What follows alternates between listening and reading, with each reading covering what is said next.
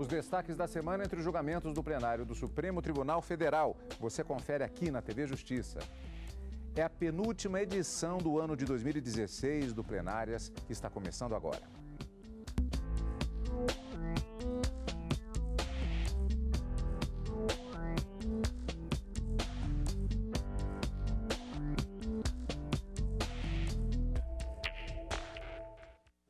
Hoje com os principais momentos das sessões dos dias 14 e 15 de dezembro de 2016. Karina, uma semana diferenciada porque nós tivemos, além, é claro, da sessão da quinta-feira, ainda duas sessões pela manhã e à tarde na quarta-feira, dia 14 de dezembro. E temas bastante diversificados, tanto nas sessões de quarta como na sessão de quinta-feira. A aposentadoria compulsória de servidores efetivos e comissionados foi tema de discussão no plenário da quinta-feira. Expropriação de terras em razão do plantio de maconhas foi uma discussão que foi travada na quarta-feira, no período da tarde. E também outros assuntos envolvendo depósitos judiciais e débitos tributários, que poderia inclusive gerar uma prisão civil do depositário infiel, e aí a gente vai dizer quem é esse depositário tributário, e quem poderia parcelar o débito, ainda que levado às instâncias judiciais, a discussão sobre a validade ou não da contribuição do COFINS. Então, todos esses temas foram abordados tanto nas sessões da quarta como da quinta-feira do plenário desta semana. Bom, vamos começar com a sessão matutina do plenário do Supremo Tribunal Federal. Os ministros se reuniram na quarta-feira pela manhã, portanto, e começaram a julgar a ação direta de inconstitucionalidade que questiona, entre outros pontos, a expressão ou a queixa do artigo 92 da Constituição de Minas Gerais sobre o processo e julgamento do governador do estado perante o Superior Tribunal de Justiça nos crimes comuns. Pedido de vista do ministro Teori Zavascki suspendeu o julgamento. A ação direta de inconstitucionalidade proposta pelo Partido Democratas questiona trechos da Constituição Estadual de Minas Gerais.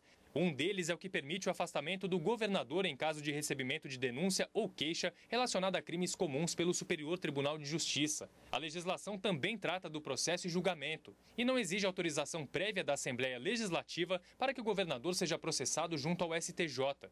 No plenário do Supremo, o advogado representante do Partido Democratas defendeu que devem ser respeitados os princípios da razoabilidade e proporcionalidade. A ausência de prévia autorização da Assembleia Legislativa prestigia o princípio constitucional da República, prestigia o princípio constitucional da Federação, não põe em risco a estabilidade institucional do Estado brasileiro. A autonomia do Estado-membro não reside no requisito ou condição de procedibilidade de ação penal, reside no respeito devido à decisão do Constituinte Mineiro. Ao pedir o não conhecimento da ação direta de inconstitucionalidade, o procurador da Assembleia Legislativa do Estado questionou os objetivos do requerente ao propor a ADI e defendeu a autorização da Assembleia Legislativa para que o governador do Estado seja processado junto ao Superior Tribunal de Justiça. A transferência para o STJ da competência originária para o processo por crime comum contra os governadores, ao invés de elidi-la, reforça a constitucionalidade da exigência da autorização da Assembleia para a sua instauração. Se no modelo federal, a exigência da autorização da Câmara dos Deputados para o processo contra o presidente finca raiz no princípio da independência dos poderes, tão reafirmado por esse tribunal nos últimos momentos, a mesma inspiração se soma o dogma da autonomia do Estado-membro perante a União quando se cuida de confiar a própria subsistência do mandato do governador do primeiro a um órgão judiciário federal. O Procurador-Geral da República, Rodrigo Janot, também se manifestou sobre o assunto. Para ele, o Estado, ao elaborar o texto constitucional, não se omitiu quanto à forma que o governador deve ser processado e que, portanto, não é necessária a autorização da Assembleia Legislativa. O princípio federativo não impede que o Supremo Tribunal Federal e o Superior Tribunal de Justiça, ambos integrantes da União, revejam decisões de justiça estadual ou invalidem atos praticados por autoridades dos Estados e do Distrito Federal, porquanto ambos não são tribunais federais, mas nacionais. O pedido de interpretação conforme deve seguir no sentido de explicitar a constitucionalidade da dispensa de licença prévia da Assembleia Legislativa de Minas Gerais, prestigiando silêncio constitucional eloquente daquela unidade da federação, ao pretender que a instauração de ação penal contra o governador do Estado independa de ato político que libere o Superior Tribunal de Justiça para o seu regular processamento. Ao ler o voto, o relator ministro Edson Fachin afirmou que a autorização prévia da Assembleia viola a separação de poderes e que, se isso acontecer, ele será colocado em patamar diferenciado.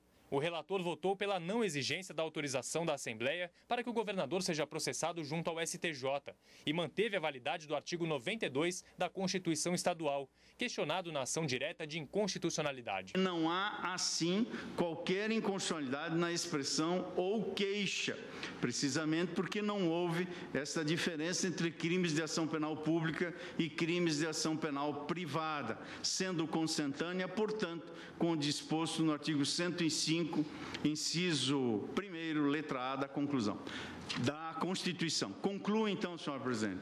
Diante disso, dou parcial procedência à presente ação para, primeiro, dar interpretação conforme ao inciso 1º, parágrafo 1º do artigo 92 da Constituição do Estado de Minas Gerais, para consignar que não há necessidade de autorização prévia da Assembleia Legislativa para o processamento e julgamento do governador por crime comum perante o STJ.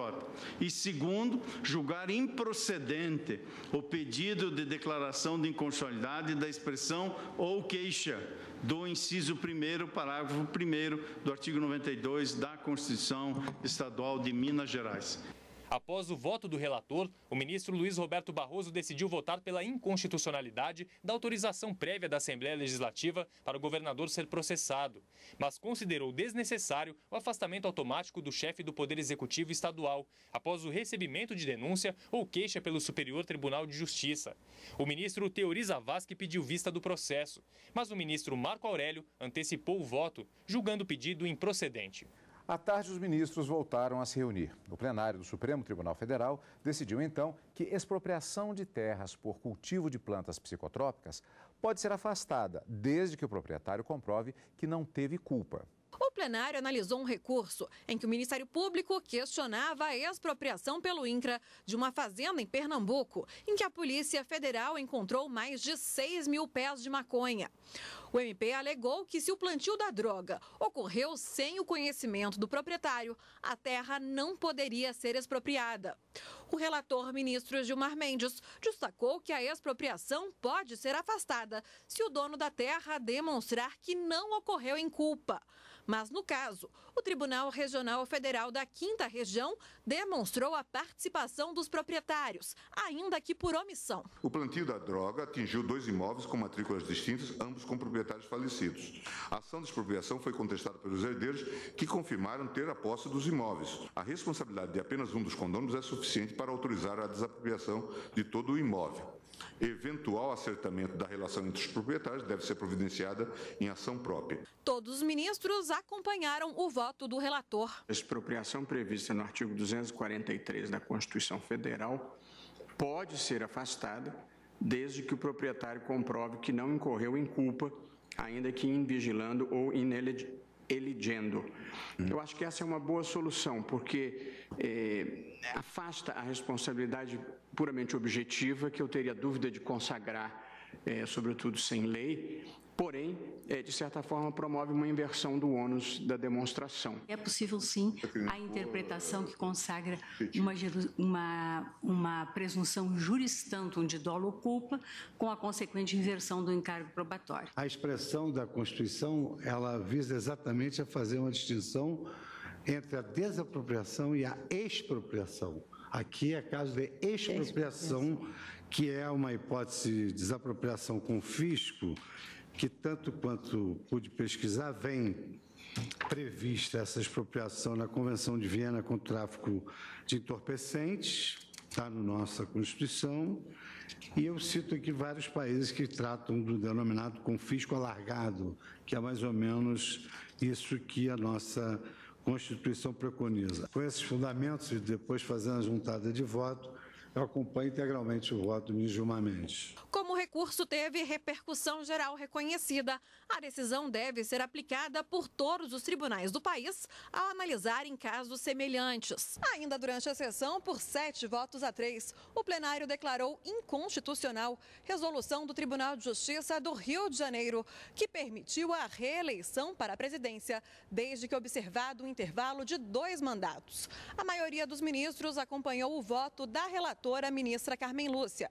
De acordo com a presidente do STF, a lei orgânica da magistratura proíbe a reeleição. As disposições da Lei Complementar 35, de 1979, definem regime jurídico para a magistratura, viabilizando o tratamento nacional uniforme, válidos, portanto, para todas as instâncias e tribunais do território nacional, para as questões do Poder Judiciário, garantindo a necessária independência e autonomia para a devida prestação jurisdicional, observadas as peculiaridades locais, sem deixar de se ter um único estatuto constitucional a ser obedecido em todas as instâncias e por todos os órgãos do Poder Judiciário. Não contrariando a Constituição da República, essas normas devem ser obrigatoriamente observadas pelos tribunais ao elaborarem seus regimentos internos e demais atos normativos. Na espécie vertente, ao estabelecer a possibilidade de, aspas, o desembargador poder ser novamente eleito para o mesmo cargo, desde que observado o intervalo de 2 mandatos, fecho aspas, o plenário do Tribunal de Justiça do Rio de Janeiro, na minha compreensão, contrariou as balizas estabelecidas no artigo 102 da Lei Complementar 35 de 1979, recepcionado pela Constituição da República, nos termos do artigo 93. A responsabilidade nesse caso é subjetiva ou objetiva? Karina, nós vamos ver isso no próximo bloco, quando voltarmos com o nosso programa Plenárias de hoje. Daqui a pouquinho.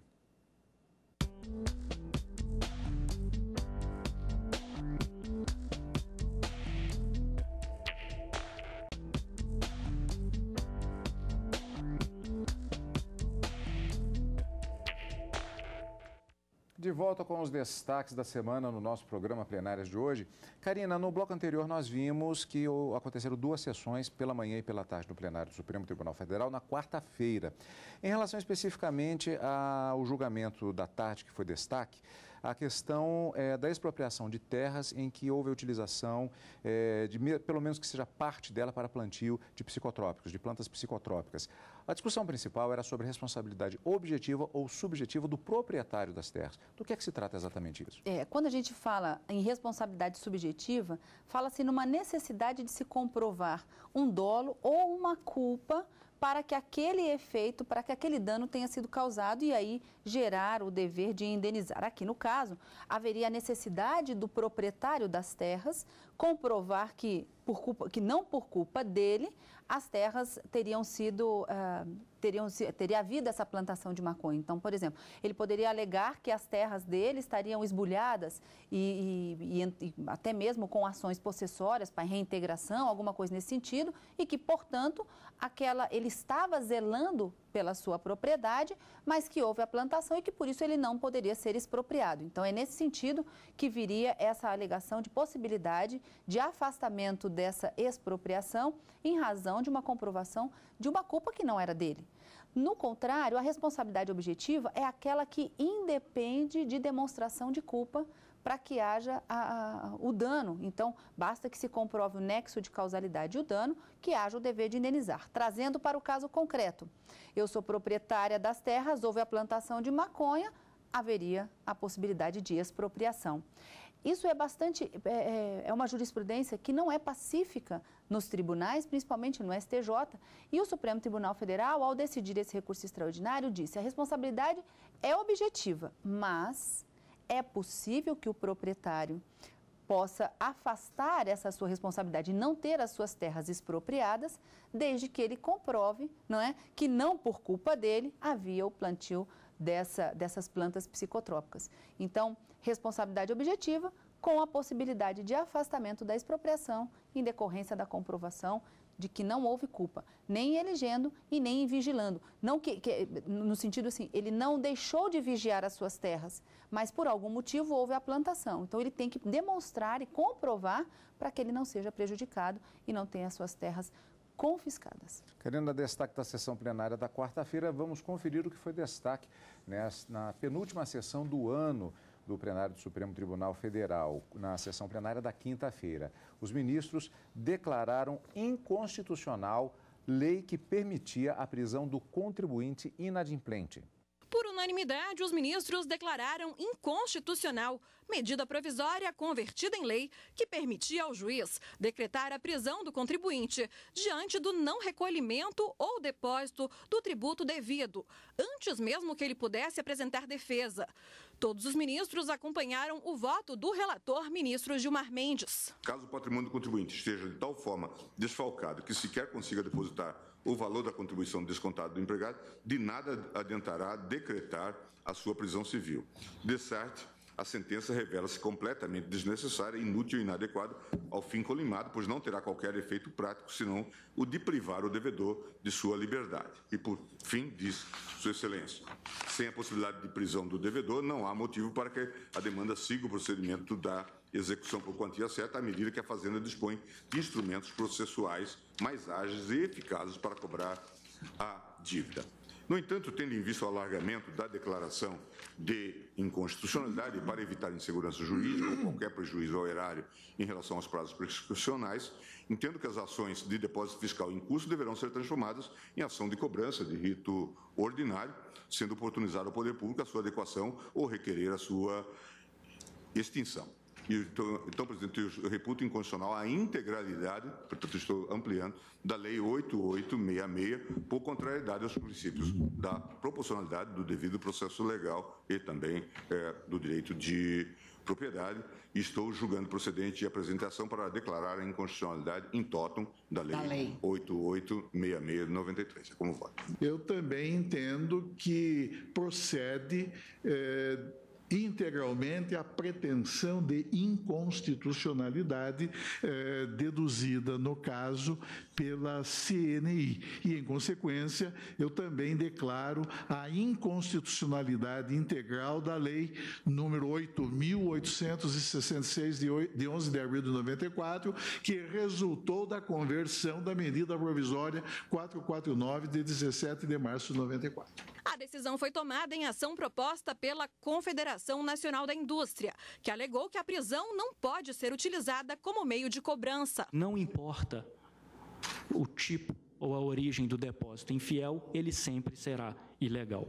Ainda durante a sessão, por 6 votos a 5, o plenário decidiu que é válida portaria do Ministério da Fazenda, que proibiu o parcelamento de débitos da COFINS que tenham sido objeto de depósito judicial. Os ministros analisaram recurso contra a decisão do Tribunal Regional Federal da Terceira Região, que declarou a portaria contrária à Constituição por dar tratamento diferenciado aos contribuintes.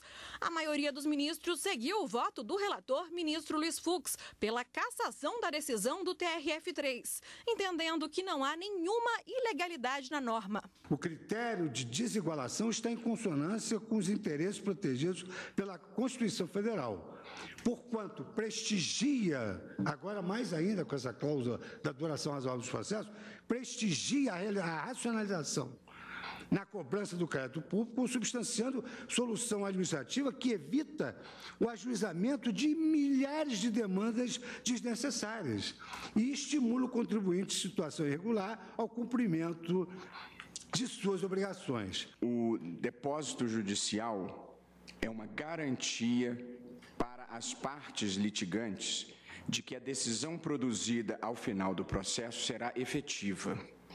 Em tais casos, para além da relação jurídica de direito material discutida no processo, a partir do momento em que o devedor faz o depósito, faz a opção pelo depósito, se estabelece uma nova relação de cunho processual e de confiança entre as partes litigantes, que tem natureza dúplice e uma estreita ligação com a segurança jurídica. Não se configura aqui arbitrariedade legislativa nem ofensa ao princípio da isonomia e ao livre acesso à justiça, razão pela qual eu também estou dando provimento ao recurso e acompanhando o relator. Ao final do julgamento, foi fixada a seguinte tese. Não viola o princípio da isonomia e o livre acesso à jurisdição a restrição de ingresso no parcelamento da dívida relativa a COFINS, instituída pela portaria número tal, dos contribuintes que questionaram o tributo em juízo com o depósito judicial dos débitos tributários.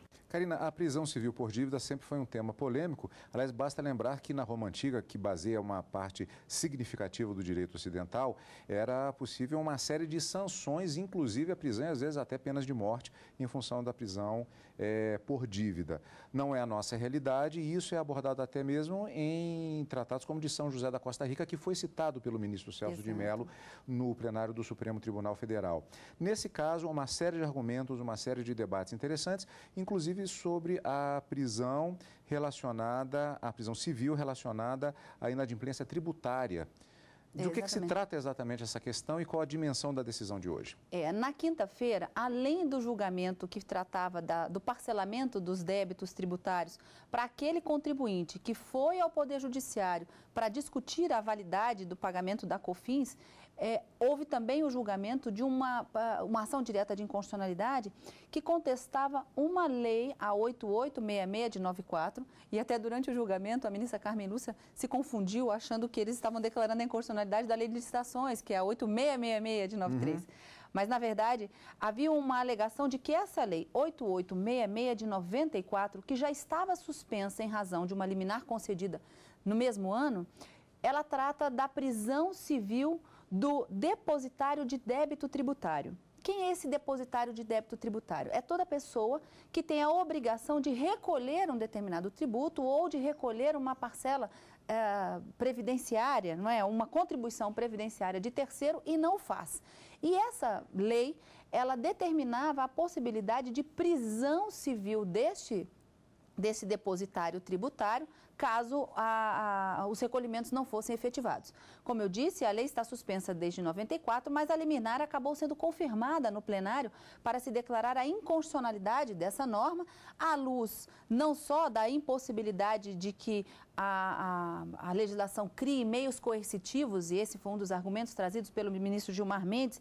A lei não pode trazer meios coercitivos indiretos para a cobrança de débitos tributários, e ele também disse que a própria legislação permite que a Fazenda Pública execute os seus créditos, né, ou na verdade os débitos, por meio de penhora ou mesmo negativação de contribuintes, e que seria desproporcional manter-se essa legislação com essa punição que inclusive viola tratados internacionais de direitos humanos que o Brasil já ratificou, como por exemplo o Pacto de São José da Costa Rica, que você mesmo disse. Vários doutrinadores foram inclusive citados no plenário do Supremo Tribunal Federal, como Valério Mazzuoli, e também trazendo à luz o entendimento da própria Suprema Corte do caráter supralegal desses tratados, não havendo essa possibilidade, portanto, desse tipo de prisão civil. No Brasil hoje, inclusive está sumulado, existe uma súmula vinculante do Supremo, só é permitida, né, na verdade é proibida a prisão civil do depositário infiel. A partir dessa declaração de inconstitucionalidade, não se pode também a prisão do depositário tributário, prisão civil por dívida no Brasil, apenas do devedor de alimentos. Karina, semana bastante interessante, vários destaques, vários debates aconteceram no plenário do Supremo Tribunal Federal, marcando a penúltima semana de trabalhos do plenário do Supremo Tribunal Federal no ano de 2016. Isso porque foi marcada para a próxima semana a sessão de encerramento dos trabalhos do ano do Supremo Tribunal Federal e também marcando assim o início do recesso do Judiciário.